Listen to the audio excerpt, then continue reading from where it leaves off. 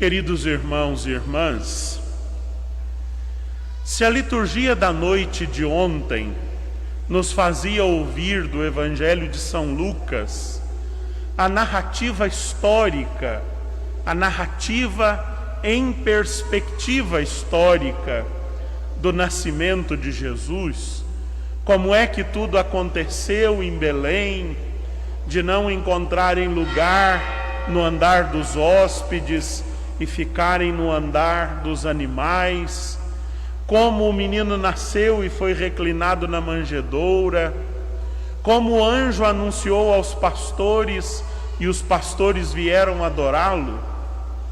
Hoje, no dia do Natal, a liturgia nos apresenta o que parece ser o texto mais novo do Novo Testamento. Nós sabemos que dentre as cartas de Paulo e os evangelhos, as cartas são mais antigas que os evangelhos. Dentre os 4 evangelhos, os evangelhos sinóticos, Mateus, Marcos e Lucas, são mais antigos que o evangelho de João. E dentro do evangelho de João, sabe-se que a última coisa a ser escrita foi o capítulo 21. Mas depois, ou melhor, logo antes do capítulo 21, a última coisa que foi escrita do Evangelho de João foi o seu prólogo. E hoje nós ouvimos alguns versículos desse prólogo, que relata a mais alta cristologia do Novo Testamento. É uma reflexão já tardia, já por volta do ano 100 depois de Cristo, ou seja, já no final de um século da vinda, do nascimento do Salvador, a comunidade cristã já tinha essa compreensão do mistério da encarnação. Então nós podemos retomar e dizer assim: se a liturgia de ontem nos fazia olhar para o nascimento de Jesus numa perspectiva histórica, a liturgia de hoje nos faz olhar para o nascimento de Jesus numa perspectiva mistérica. Qual é o mistério? Qual é o agir de Deus que se esconde por detrás desse nascimento? E é isso que nós precisamos hoje nos compreender. Compreender a semelhança e a diferença deste menino para com todos os outros meninos. Porque ele é absolutamente igual e absolutamente diferente. Olhemos primeiro para a igualdade. O mistério da encarnação, que se torna visível no Natal, porque ele não acontece no Natal, ele acontece 9 meses antes, quando o anjo anuncia a Maria, e Maria concebe no seu ventre o Filho de Deus.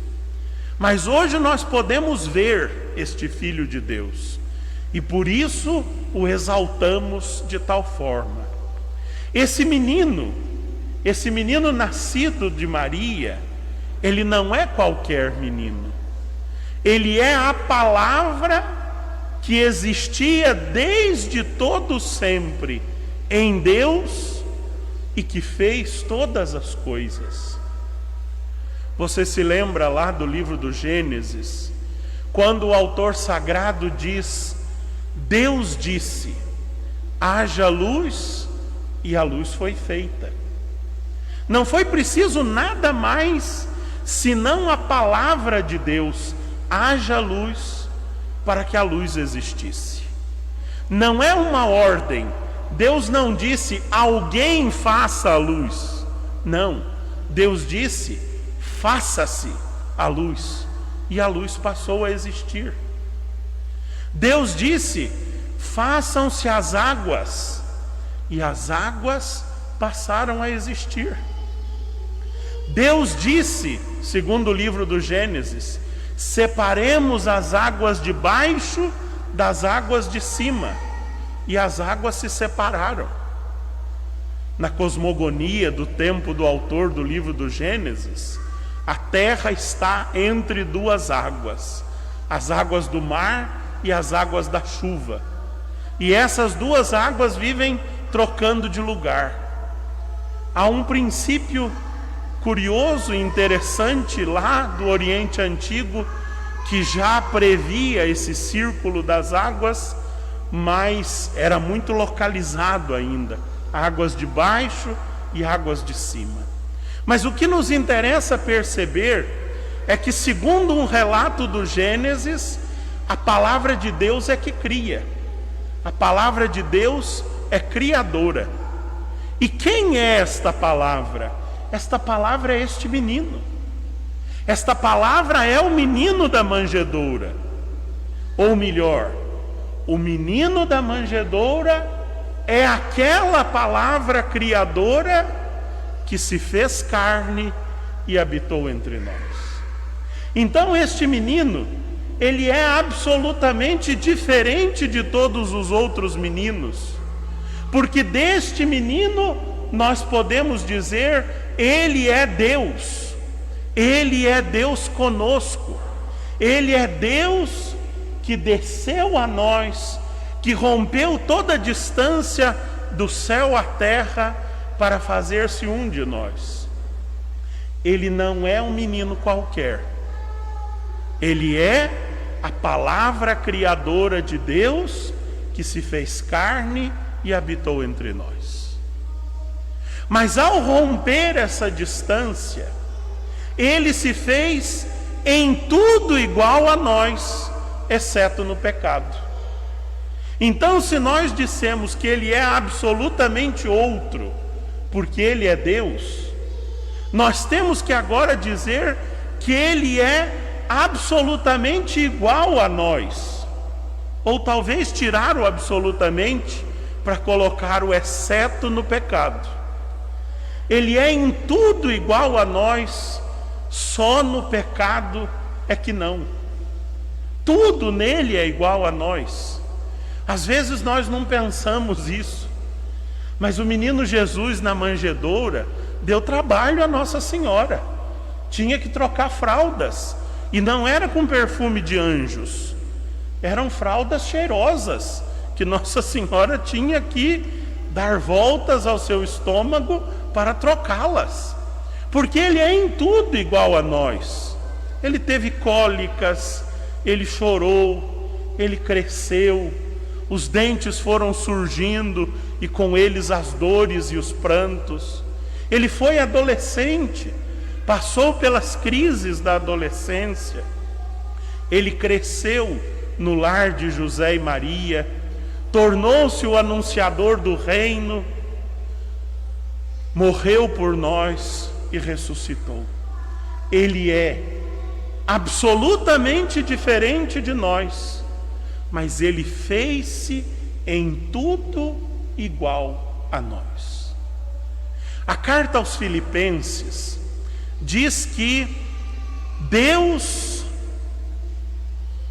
que ele, não se apegando ao seu ser igual a Deus, desceu até nós, esvaziou-se, desceu até nós, e não se contentando em ser igual a nós, ele desceu ao último lugar da humanidade.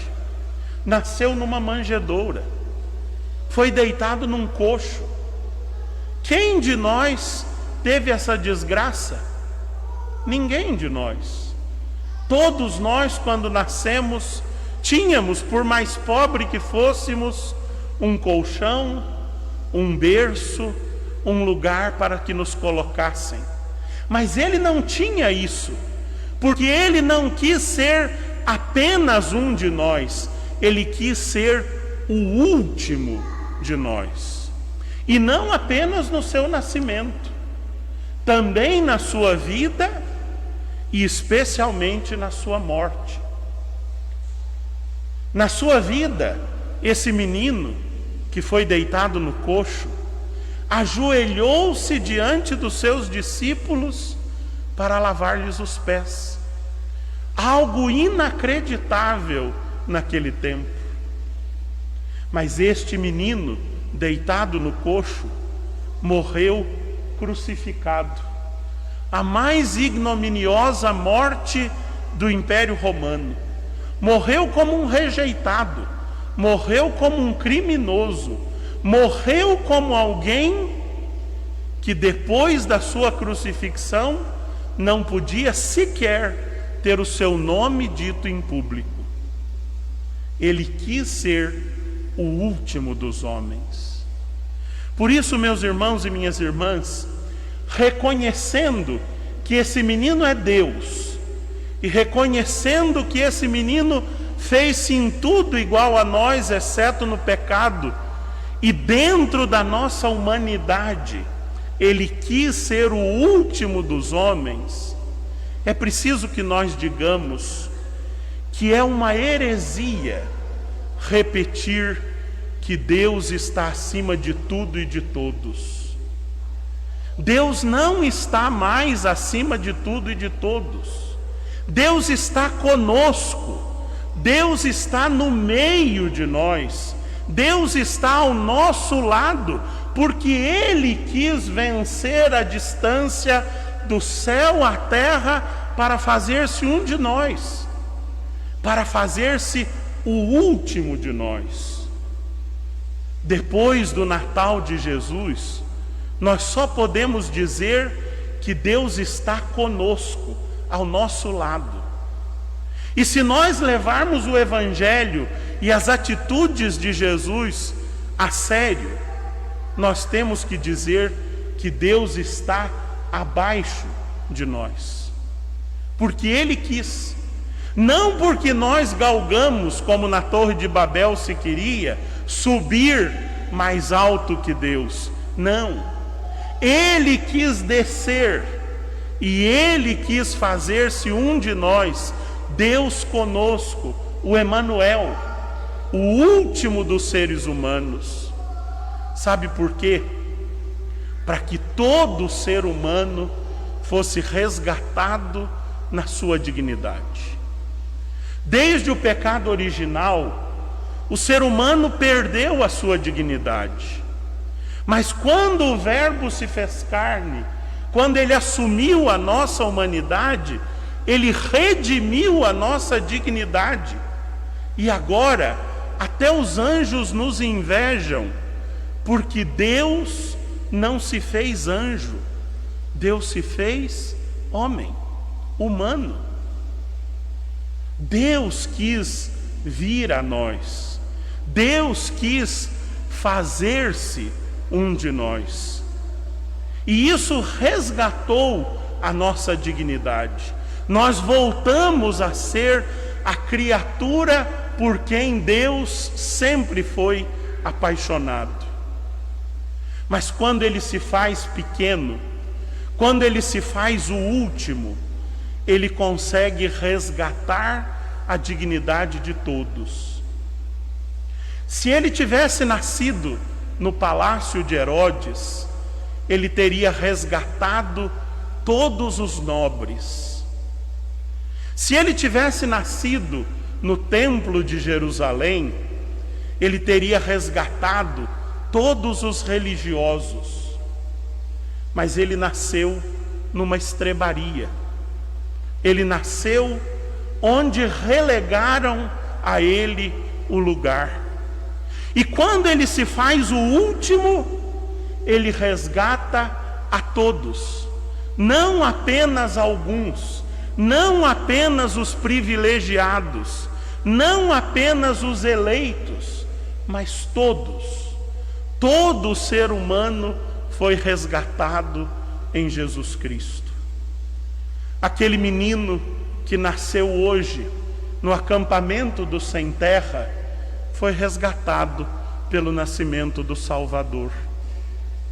Aquele menino que nasceu hoje debaixo do viaduto em São Paulo e foi recostado nos papelões molhados pela chuva, foi resgatado pelo Salvador.